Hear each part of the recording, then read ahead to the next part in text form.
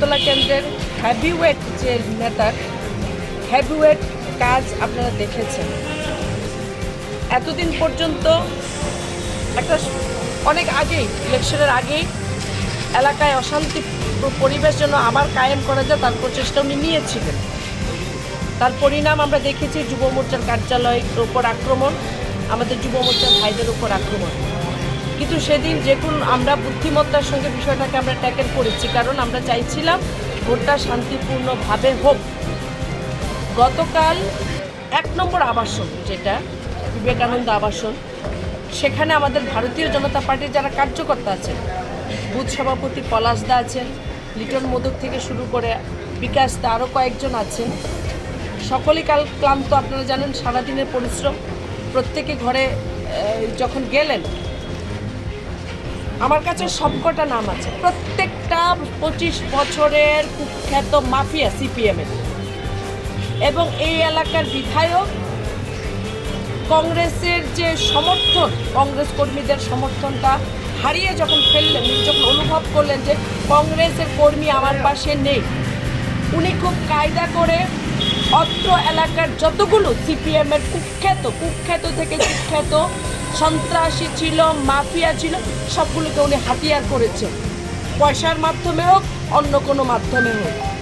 আর সবচেয়ে বড় লজ্জার বিষয়, যারা এখানে সিপিএমের যারা বরিষ্ঠ নেতৃত্ব হিসেবে যারা পরিচিত, তারা এই এলাকার বিধায়কের হাতে কিছু দিক বা না দিক এই কুখ্যাত মাফিয়াগুলো ওনার হাতে তুলে দিয়েছেন।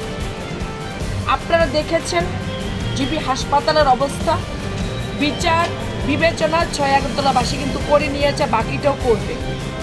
তারা বলছেন তারা সরকার আনবে, সরকার না আসার আগে এই ধরনের অত্যাচার, এই ধরনের ঘটনা, চারটা এখানে 4 নয় 5 থেকে 6টা জীবন মৃত্যুর সঙ্গে লড়াই করছে। আপনারা দেখেছেন একজন লিটন মোদকের যে স্ত্রী, মহিলার ওপর অব্দি আক্রমণ সংঘটিত হয়েছে। আপনারা ইলেকশনটা শেষ হওয়ার পর সারা রাজ্য জুড়ে বা আমার এই কেন্দ্রে কোথাও এরকম ঘটনা পেয়েছেন যে আমরা ভারতীয় জনতা পার্টি কাউকে এরকম রক্তাক্ত করে জিবি হাসপাতালে পাঠিয়েছি? কোথাও এরকম ঘটনা শুনেছে? আমরা পারি না, আমাদের কাছে শক্তি নেই, আমাদের কাছে লোক নেই, কিন্তু না, ঠিকই আমরা পারি না। এর বিচার, এর শাস্তি কিন্তু চূড়ান্ত আকারে হবে। এবং আমি সকালেও খবর পেয়েছি প্রত্যেকটা ক্ষেত্রগুলো ওনার যে উনি যেখানে থাকেন, কোথায় জানি বিধায়ক যে থাকে এখানে, ওনার বাড়িতে ওনারা গেছেন, এমএলএ হোস্টেলে ওনার বাড়িতে উনি দেখা করছেন পুরো পরিকল্পনা মাফিক এই কাজগুলো 6 আগরতলা জুড়ে উনি করছেন।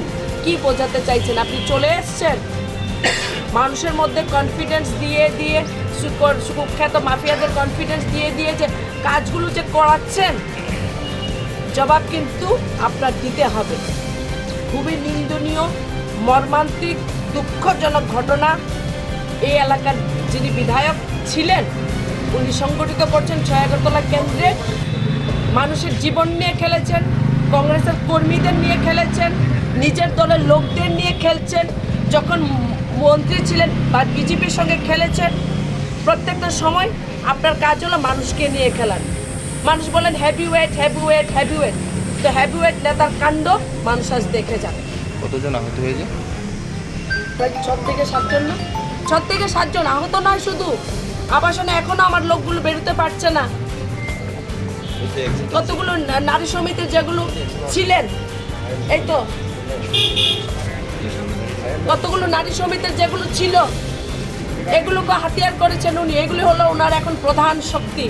মানুষ নেই 6 আগরতলা, মানুষ নেই, প্রকৃত কংগ্রেস কর্মী নেই, তাই এগুলি হলো এখন ওনার মূল শক্তি। এগুলো নিয়ে উনি থাকবেন, এগুলো নিয়ে উনি বাঁচবেন, এগুলো দিয়ে উনি ঘটনা করাবেন।